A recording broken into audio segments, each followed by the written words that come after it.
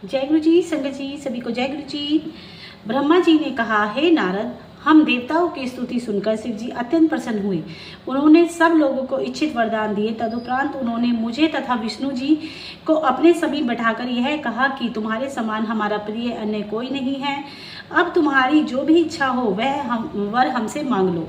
यह सुनकर विष्णु जी ने प्रणाम करते हुए कहा, हे प्रभु, हम यही नहीं चाहते कि हमारे हृदय में आपकी भक्ति का सदैव निवास रहे। शिव जी ने यह सुनकर एवमस्तु कहा। तदुपरांत उन्होंने काशी की महिमा का वर्णन किया। फिर मुंडी मंडप की वह कथा सुनाई जहाँ महानंद नामक ब्राह्मण की मुक्ति को प्राप्त हुई थी। उस स्थान का दूसरा नाम कुक्कुट मंडप भी है। सूत जी बोले, हे ऋषियों, यह वृत्तांत सुनकर नारद जी ने ब्रह्मा जी से कहा, हे पिता, उस स्थान का नाम कुक्कुट मंडप किस प्रकार हुआ और आनंद ने वहां किस प्रकार मुक्ति पाई, यह कथा आप मुझे सुनाने की कृपा करें। यह सुनकर ब्रह्मा जी बोले, हे नारद, जब शिव जी के कुक्कुट मंडप का नाम लिया उस समय विष्णु जी ने उनकी प्रार्थना करते हुए यह कहा कि हे प्रभु, मुझे बताइए कि कुक्कुट मंडप तीनों लोकों में सुखदायक किस प्रकार है। उस समय शिव जी ने उत्तर दिया कि हे विष्णु, आगे आप द्वापर युग आएगा। उस समय यहाँ महानंद नामक ब्राह्मण उत्पन्न होगा। वह ब्राह्मण ऋग्वेद का पंडित होगा तथा किसी के दान आदि न लेगा। कुछ समय पश्चात जब वह तरुण अवस्था को प्राप्त किया होगा और उसके पिता की मृत्यु हो जाएगी, तब वह कामदेव के वशीभूत एक अन्य जाति की स्त्री को अपने घर में रखकर उसके साथ भोग विलास करेगा और वेद के प्राचीन मार्ग को त्याग देगा।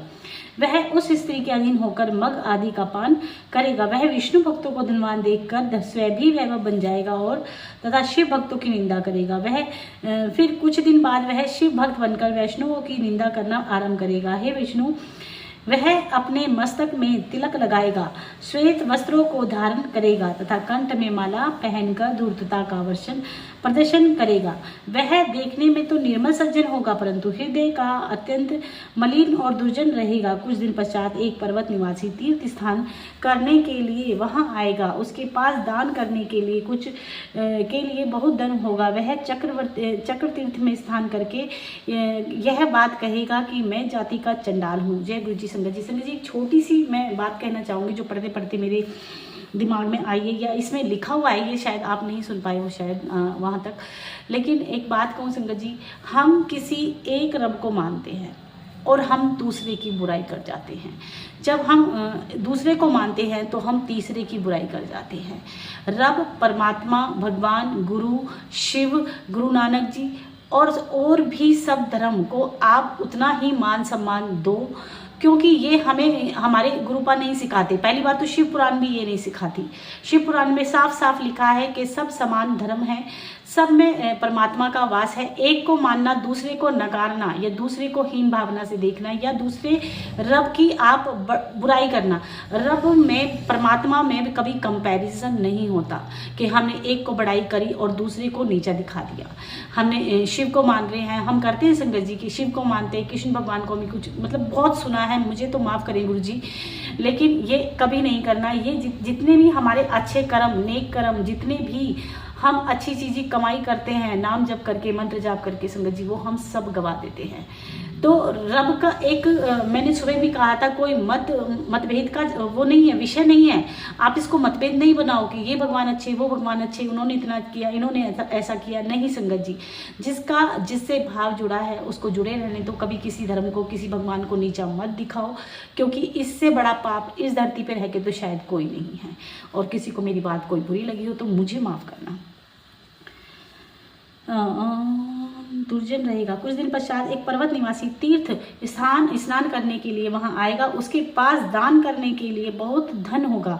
वह चक्र तीर्थ में स्नान करके यह बात कहेगा कि मैं जाति का चंडाल हूँ परंतु धनवान हूँ। मैं अपने तन का दान में देना चाहता हूँ। यदि कोई मेरा दान लेने के लिए तैयार हो तो वह मेरे समीप आए। उसकी बात सुनकर सब लोग उस महाआनंद नामक धूर्त ब्राह्मण की ओर उंगली उठाकर यह उत्तर देंगे कि तुम्हारा दान ग्रहण करने के लिए यह व्यक्ति ले सकता है। तब चंडाल महानंद के पास जाकर दान ग्रहण करने के लिए प्रार्थना करेगा। उस समय महानंद यह उत्तर देगा कि तुम अपने साथ जितना धन लाए हो, यदि वह सब मुझे देना स्वीकार करो तथा अन्य किसी को उस धन में से कुछ भी ना दो तो मैं तुम्हारा दान लेने को तैयार हूँ। यह सुनकर वह चांडाल उत्तर देगा कि मेरे पास जो भी धन है वह शिव जी की प्रसन्नता के निमित्त है।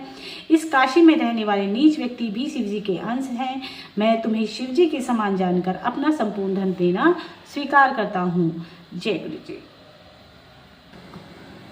स्नान करने के लिए वह वहाँ आएगा, उस महानंद के पास जाकर दान ग्रहण करने के लिए प्रार्थना करेगा। उस समय महानंद यह उत्तर देगा कि तुम अपने साथ जितना धन लाए हो यदि वह सबके सब मुझे देना स्वीकार करो तो अन्य किसी को उस धन में से कुछ भी ना दो तो मैं तुम्हारा दान लेने को तैयार हूँ। यह सुनकर वह चांडाल उत्तर देगा कि मेरे पास जो भी धन है वह शिव जी की प्रसन्नता से निर्मित है। इस काशी में रहने वाले नीच व्यक्ति भी शिव जी के अंश हैं।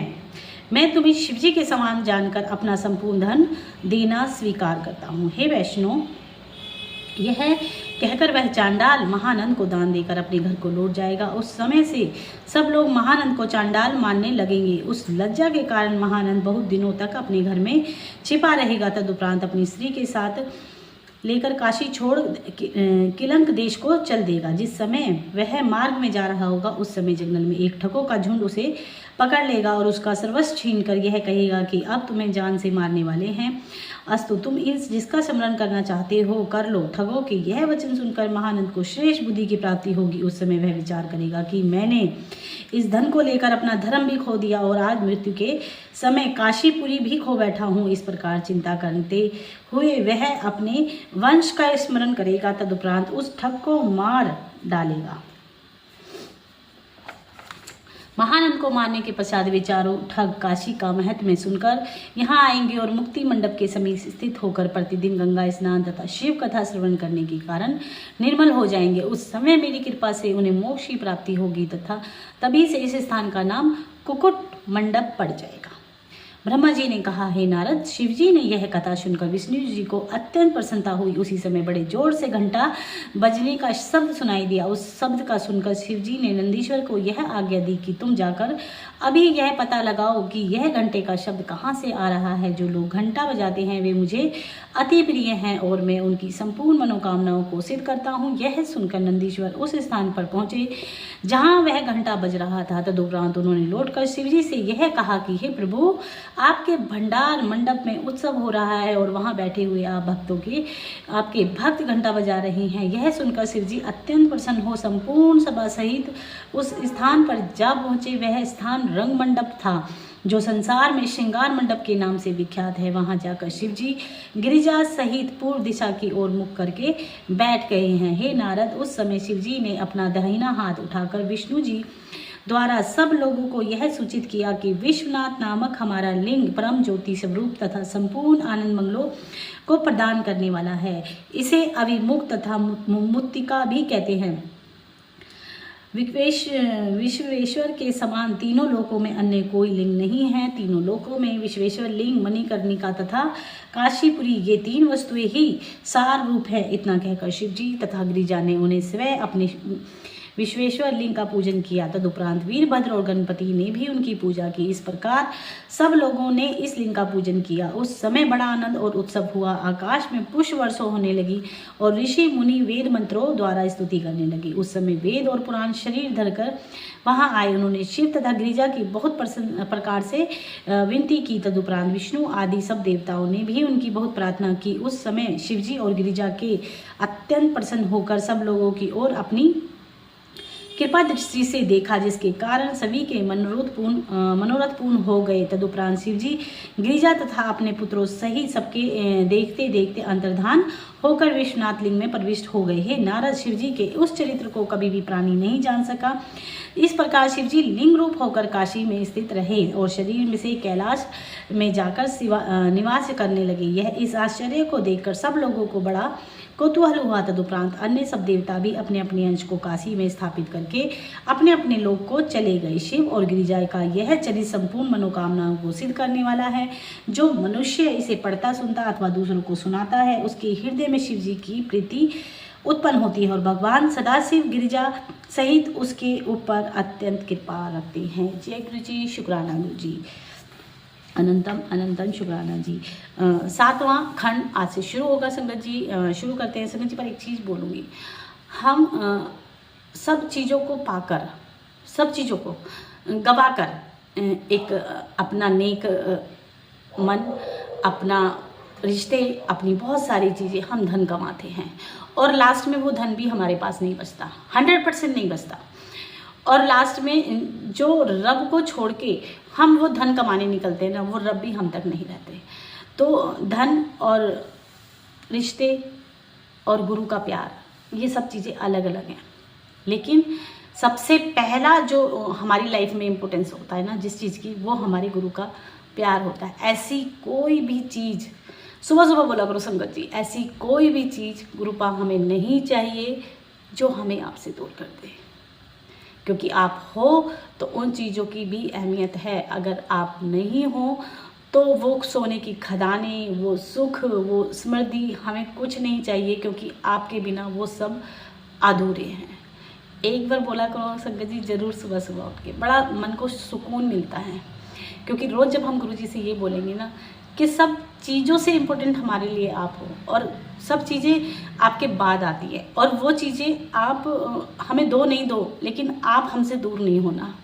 सिंह जी मतलब प्यार उमड़ के आ जाता है कई बार, और बड़ा अच्छा लगता है ये सोच के कि हमें साक्षात शिव मिले हैं। उनकी कहते ना, अभी दुख है, तकलीफ़ है, परेशानियां हैं, सब कुछ है, लेकिन कहीं ना कहीं उनकी कृपा आप पे हुई है, तभी तो आप गुरुजी तक आए हो। बहुत सारी संगत नहीं आई है, तो कुछ लोगों में से कुछ तो हम हैं जो हमें गुरुजी ने ढूंढ के निकाला है। जय गुरुजी। तो 7वां खंड हम शुरू करते हैं। संगत जी मैं फिर बोलूँगी, मैं प्लेलिस्ट डालूंगी जब पूरी वीडियोस हो जाएंगी। ये आपके लिए कभी भी आप ओपन करो, सारी वीडियो आपके सामने होंगी, और अपना जितनी बार आपका मन करे, 7 बार शिव पुराण पूरी करो, 11 बार पूरी करो, मतलब डेली रूटीन में लगा के रखो कि एक शिव पुराण हमें सुननी ही सुननी है। एक वीडियो अभी नहीं, 1 बार नहीं, 2 बार नहीं, हमें 10-10 बार सुननी है, क्योंकि हम जितना हम सुनेंगे उतनी ही हमारी लाइफ बेटर से मच बेटर होती जाएगी, हमारी अंदरूनी सफाई हो जाएगी। शिव पुराण सुनने का मतलब सिर्फ ये नहीं है कि चारों तरफ की नेगेटिविटी दूर होती है। शिव पुराण सुनने का मतलब ये है कि हम अंदर से भी क्लीन हो रहे हैं। जय गुरु जी। नारद जी ने कहा, हे पिता, अब आप शिव जी के सभी अवतारों एवं उनके कार्यों का वर्णन कीजिए, क्योंकि जो लोग शिव जी के भक्त हैं वे निश्चय ही धन्य हैं। यह सुनकर ब्रह्मा जी बोले, हे पुत्र, भगवान सदाशिव पर ब्रह्मा निर्गुण सगुण सचिनानंद रूप, सर्वव्यापक, अलख निरंजन, ज्योति स्वरूप तथा उपाधि रहित हैं। ऋषि मुनि उनका स्मरण करके प्रणाम करते हैं तथा अपनी बुद्धि के अनुसार सब देवताओं की स्तुति करते रहते हैं। जिन शिव जी के ऐसे अद्भुत कार्य हैं उनका वर्णन किसी भी प्रकार नहीं किया जा सकता। वेद का कथन है कि ऐसे निर्गुण रूप शिव जी ने सगुण रूप धारण कर संसार में अनेक चरित्र किए तथा परम शक्ति ने भी उनके साथ अवतार लेकर भक्तों के मनोरथों को पूर्ण किया है। नारद, जिस समय विष्णु जी ने मुझे प्रकट किया उस समय शिव जी ने मुझे वरदान देने के लिए आए थे। तब विष्णु जी ने उनसे यह मांगा था कि आप भी कृपा करके अवतार ग्रहण करें। यह सुनकर शिव जी ने मस्तु कहते हुए विष्णु जी से यह बात कही कि समय अनुसार हम भी अवतार लेंगे। उस समय हमारा नाम रुद्र होगा। हमारा यह रुद्र अवतार देवताओं के संपूर्ण दुखों को दूर करेगा तथा तुम्हारे हर समय सहायता प्रदान किया करेगा। इतना कहकर शिव जी अंतर्धान हो गए। तदुपरांत रुद्र की उत्पत्ति मेरे द्वारा हुई है। वे रुद्र नामधारी सदाशिव कैलाश पर्वत पर निवास करते थे तथा अनेक प्रकार की लीलाएं करके अपने भक्तों को आनंद पहुंचाते थे। वे अपनी शक्ति के साथ विहार किया करते थे तथा संपूर्ण उपाधियों से रहित उन्होंने संतों की रक्षा की तथा सती के साथ विवाह करके देवताओं के कष्ट को दूर किया। उन्होंने हिमाचल के घर जाकर गिरिजा के साथ विवाह किया और अनेक प्रकार की लीलाएं की।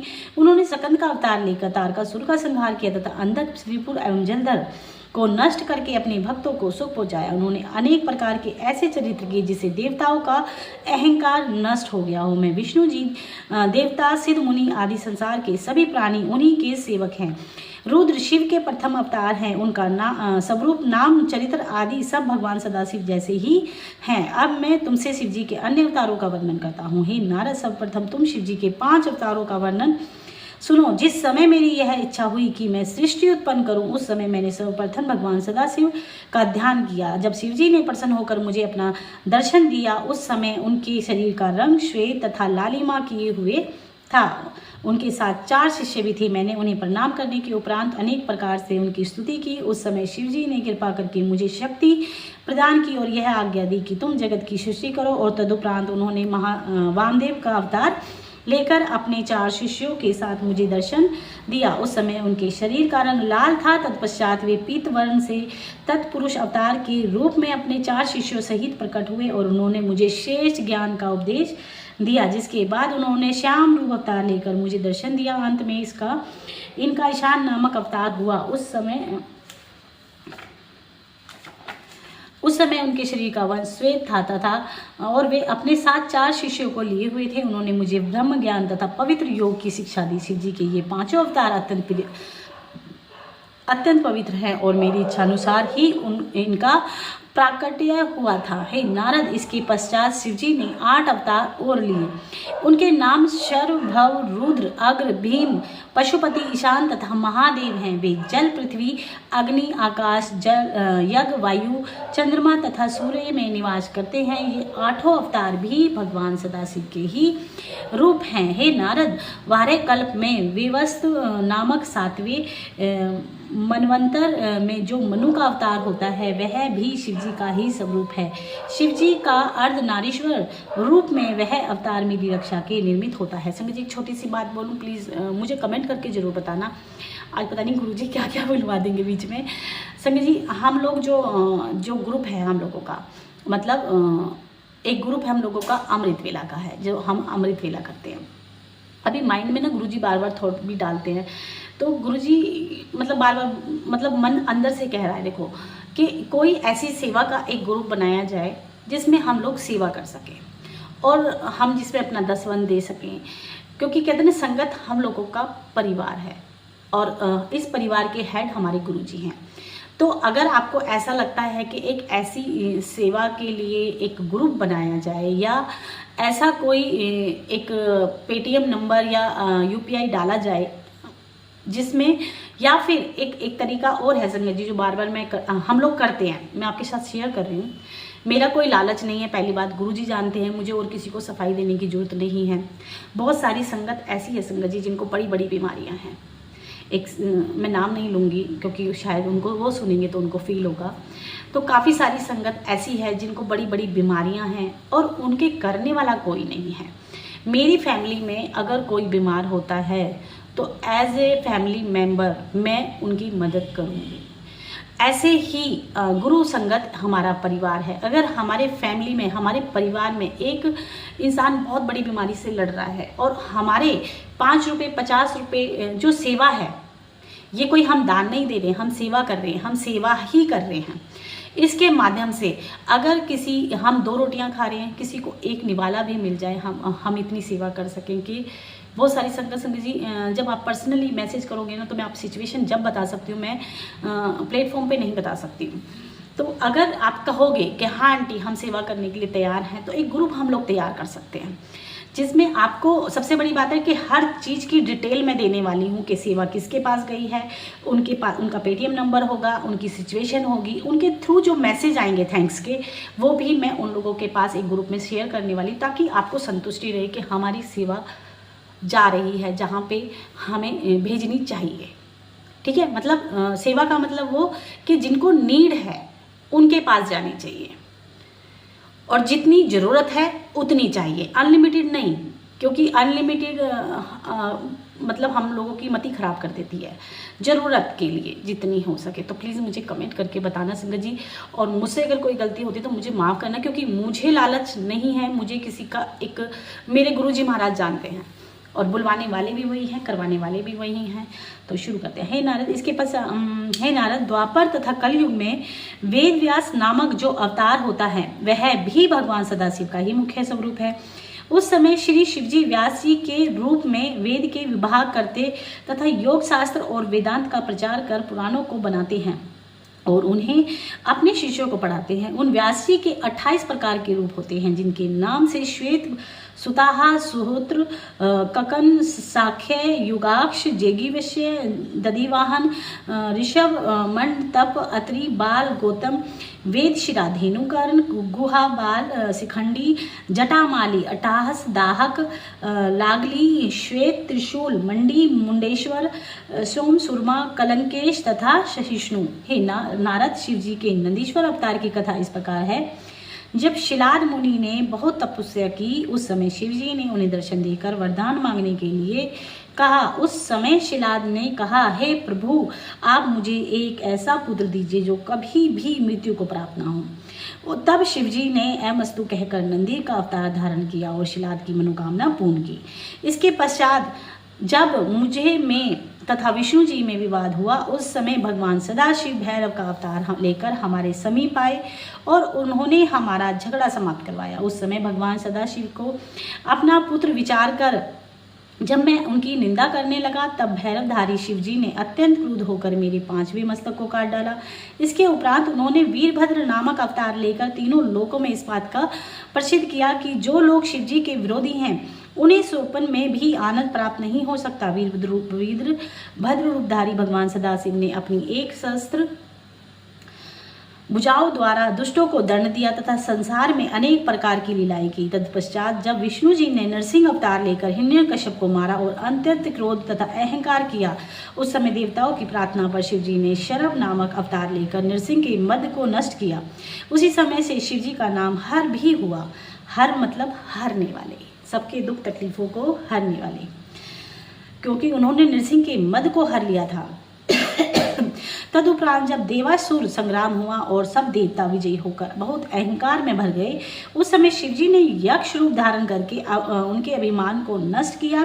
अर्थात उन्होंने यक्ष बनकर देवताओं से एक तिनके को तोड़ देने को कहा, परंतु देवताओं से तोड़ने में असमर्थ हुए। हे नारद, इसके अनंतर शिवजी ने महाकाल के 10 रूप धारण किए तथा 10 देवियों के स्वामी के रूप में प्रसिद्ध हुए। तदुपरांत वे 11 रुद्रों का स्वरूप रखकर कश्यप के घर में उत्पन्न हुए। वहां उन्होंने दीति के पुत्रों को मारकर देवताओं के सुख पहुंचाया। इसके बाद उन्होंने अत्रि का पुत्र होकर अपने बृहतेज को प्रसिद्ध किया और संसार में मर्यादा की स्थापना की। फिर उन्होंने विश्वानर के तप से प्रसन्न होकर उसके यहाँ जन्म लिया तथा काल विहार पर विजय प्राप्त की। इसके बाद भगवान सदाशिव ने पहाड़ मुनि का अवतार लेकर विष्णु जी के अहंकार को नष्ट किया तथा अवधूत बनकर इंद्र के विमान को तोड़ दिया। रामचंद्र जी ने मनोरथों को पूर्ण करने के लिए उन्होंने हनुमान रूप में अवतार लेकर अनेक लीलाएं की तथा बहुत से राक्षसों को मारकर रामचंद्र जी ने संपूर्ण कार्य किए और लक्ष्मण के प्राणों की रक्षा की। हे नारद, जिस समय भैरव ने गिरिजा को कृतदृष्टि से देखा, उस समय गिरिजा ने उन्हें यह शाप दिया कि हे भैरव, तुम मुझे साधारण मनुष्यों की भांति कुदृष्टि से देखते हो, अतः तुम मनुष्य हो जाओ। यह सुनकर भैरव ने भी गिरिजा को शाप दिया कि तुम भी मेरी तरह मनुष्य बनो, तब मैं वहां तुम्हारे पुत्र के रूप में जन्म लूंगा। इस शाप के कारण शिवजी ने पृथ्वी पर अवतार लिया। उस समय गिरिजा का नाम शारदा हुआ और शिवजी महेश होकर प्रकट हुए। हे नारद, महानंदा नामक वेश्या ने शिवजी की बड़ी भक्ति की थी। तब शिवजी ने वेश्या के रूप धारण कर उसके दुख को दूर किया। भद्रायुष नामक एक राजा वृषभ नामक मुनि का शिष्य था तथा शिवजी के परम भक्त था। शिवजी उसके समीप ब्राह्मण बनकर उस पहुंचे और उसे संपूर्ण कष्टों से रहित बनाया। इसी प्रकार आहुक नाम एक भील था जिसकी पत्नी का नाम आहुकी था। शिवजी ने उसके लिए भी अवतार लेकर उन्हें कृतार्थ किया। तब वे दोनों दूसरे जन्म में नल और दमयंती हुए। वहां शिवजी ने हंस बनकर उन दोनों में मेल कराया था। हे नारद, राजा मनु के छोटे पुत्र नाभाग ने जब अपने भाइयों के से राजा का भाग नहीं पाया, तब शिवजी ने कृष्ण दर्शन नामक अवतार लेकर उसे उसका भोग दिलवा दिया। जिस समय राजा सत्यरस लड़ाई से मारा गया और उसकी गर्भवती रानी वन में भागकर वहां एक पुत्र को जन्म देने के पश्चात स्वयं भी मृत्यु को प्राप्त हो गई और वह बालक रोता हुआ वहीं पड़ा रहा। उस समय शिवजी ने दया करके एक भिक्षुक का स्वरूप धारण किया और एक स्त्री को यह उपदेश दिया कि वह उस बालक का पालन करे। जब वह बालक बड़ा हो गया, तब शिवजी ने उसे उसके पिता का राज्य वापस दिला दिया। उसी प्रकार शिवजी ने इंद्र का अवतार लेकर उपमन्यु का नाम ब्राह्मण की परीक्षा ली तथा उसे सब पापों से रहित देखकर दोनों लोकों में सुख प्रदान किया। हे नारद, जिस समय गिरिजा ने वन में जाकर कठिन तप किया और सब देवता शिवजी की शरण में गए, उस समय शिवजी जटिल रूप धारण कर परीक्षा लेने के निर्मित गिरिजा के पास जा पहुंचे और उन्हें यह वरदान दिया कि हम तुम्हारे साथ विवाह करेंगे। तदुपरांत वे नट का रूप धारण कर पर्वतराज हिमाचल के घर पहुंचे और वहां अनेक प्रकार की लीलाएं की। उन्होंने ब्राह्मण का रूप धारण किया, हिमाचल की पत्नी मैना को भी बहुत भटकाया। द्रोणाचार्य के पुत्र अश्वत्थामा के पुत्र भी शिवजी ने ही अवतार लिया था। उन्होंने किरात बनकर अर्जुन को दुख दूर किया था तथा वरदान लेके कौरवों का नष्ट कराया। उन्होंने शिवजी के गोरखनाथ का रूप लेकर योग शास्त्र को प्रसिद्ध किया तथा योगियों के धर्म को संसार में स्थित किया। उन गोरखनाथ रूपी शिवजी के 2 प्रधान शिष्य हैं, उनमें से एक का नाम गोपी चंद था। हे नारद, जिस समय अधर्मी लोगों ने सब प्रकार के सोच को त्याग कर धर्म को भ्रष्ट कर देना चाहा था तथा संसार में अनीश्वरवाद का प्रचार किया, उस समय शिवजी ने एक ब्राह्मण से के यहाँ शंकराचार्य नाम से अवतार लिया। उन्होंने अधर्म का नाश किया और अद्वैत एवं संन्यास मत का प्रचार किया। सूर्य द्वारा ज्योतिर्लिंग स्थापित किए गए वे सभी शिवजी के ही अवतार हैं। शिवजी के चरित्रों का वर्णन करने तथा सुनने से बहुत सुख प्राप्त होता है। हे नारद, मैंने संक्षेप में तुमसे शिवजी के सब अवतारों की यह कथा कही। इतनी कथा सुनकर नारद जी बोले, हे पिता, आप संसार में शिवजी के सबसे बड़े भक्त हैं। मेरी यह इच्छा है कि मैं आपके द्वारा शिवजी के अवतारों का वर्णन विस्तार से ही सुनूं। आप मेरी इस अभिलाषा को पूर्ण कीजिए।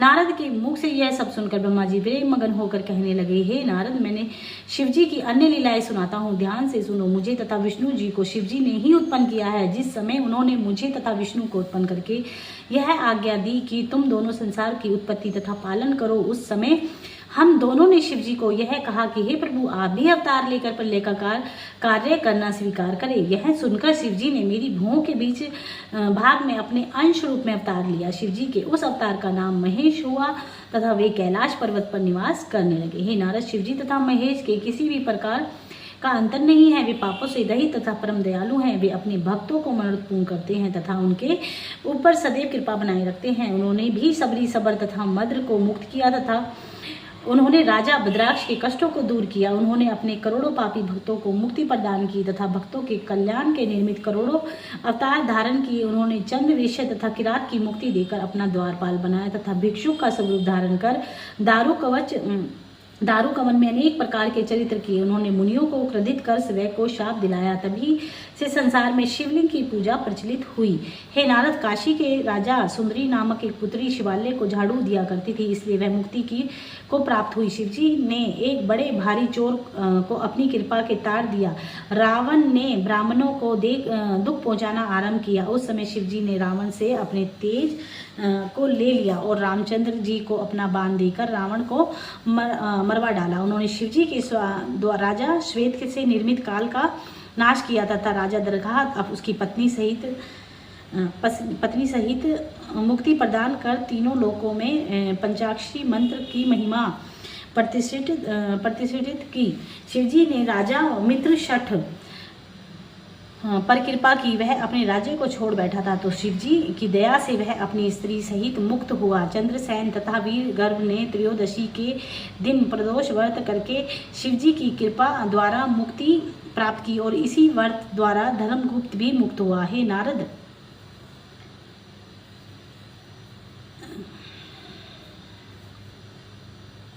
शिवजी राजा चंद्रागद को तक्षक के भय से मुक्त किया तथा उसकी पत्नी सीमंतिनी को सोमवार का व्रत रखने के कारण मोक्ष प्राप्त किया। शिवजी ने इंद्र नामक ब्राह्मण को तारा तथा पिंगल को अपने समान बना लिया। सीमंतिनी की पुत्री पद्मा और पशुपति को भी उन्होंने मुक्ति प्रदान की। दुर्जन नामक यवन देश का राजा अपने शरीर में मृतक भस्म लगाने पर भी मुक्ति को प्राप्त हो गया। चंद्रबहन को पुत्र सुदर्भा तथा उसके मंत्री को पुत्र तारक रुद्राक्ष धारण करने के प्रताप से मुक्त हो गए। शिवजी ने महानंदा तथा उसके वंश को अग्नि में जलने से बचाया। उन्होंने देवरथ ब्राह्मण की पुत्री शारदा पर कृपा की। विविडम तथा उसकी पत्नी विचिका तथा व्यभिचार के कारण भ्रष्ट हो गए थे। उन्हें शिवजी ने अपना यश सुनाकर धन्य कर दिया। उन्हीं शिवजी ने उनके विचित्र चरित्र करके इंद्र के मद को चूर्ण किया तथा बृहस्पति की बनाई हुई स्तुति को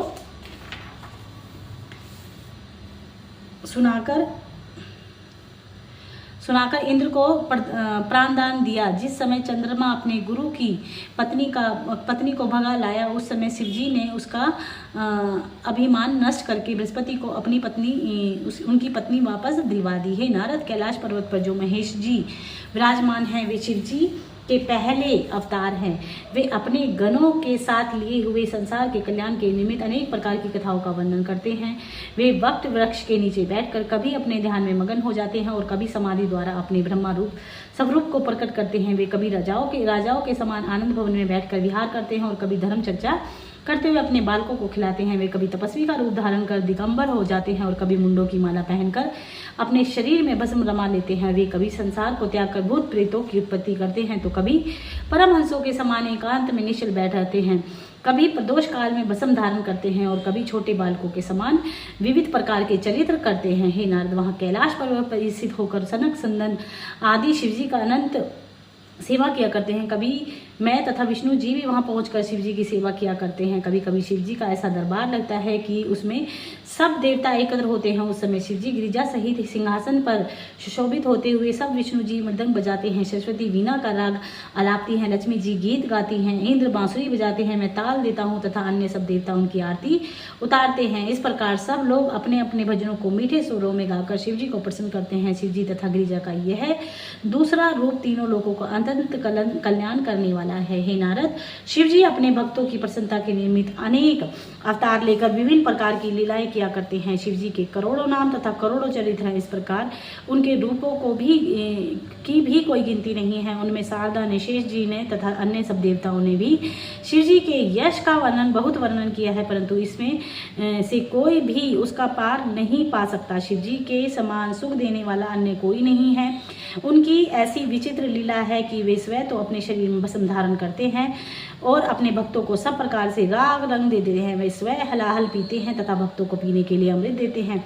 वे स्वयं मुंडों की माला तथा सांपों की कंठी पहनते हैं, परंतु अपने भक्तों को रत्नाभूषण देते हैं। इन सब से बढ़कर उनके संबंध में विचित्र बात यह है कि अन्य सब देवता तो सेवा करने से प्रसन्न होते हैं, परंतु वे बिना सेवा किए ही प्रसन्न हो जाते हैं। हे नारद, ऐसे दयालु स्वामी को त्याग कर भी जो मूर्ख मनुष्य इधर उधर भटकते हैं, उनमें से अधिक हतभाग्य हो और कौन है? वेद में लिखा है कि हे कैलाशवासी महेश भगवान सदाशिव के पूर्ण अवतार हैं। वे अपने इस सगुण रूप द्वारा अनेक प्रकार की लीलाएं करते हैं तथा अपने चरित्रों द्वारा भक्तों को आनंद प्रदान करते हैं। मनुष्य को उचित है कि वह शिव शंकर के चरणों में अपनी चित्त को लगाए। जय गुरु जी, शुक्राना गुरु जी, अनंतम शुक्राना। संगत जी, आज की कथा यहीं समाप्त करते हैं। संगत जी, भोले बाबा ने हमें किसी बंधन में नहीं बांधा। वो ऐसी चीज़ों का भोग लगाते हैं जो हमें ढूंढने की जरूरत नहीं पड़ती। भांग, धतूरा और तुम्हारा बेलपत्र, ये ऐसी चीज़ें हैं जो जंगल में भी मिल जाती हैं। तो उन्होंने हमें ये वरदान दिया है कि तुम जो मर्जी मुझ पे चढ़ा दो और सिर्फ भाव से नतमस्तक होकर मुझे प्रणाम कर लो, मैं इतने में ही खुश हो जाता हूँ। मेरे नाम लेकर तुम किसी भूखे को खाना खिला दो, इसमें मैं भोग लगा लेता हूँ। किसी प्यासे को पानी पिला दो तो वो जल मेरे तक आ जाता है। तो ऐसे प्यारे भोले बाबा को सत सत नमन। जय गुरु जी, शुक्राना।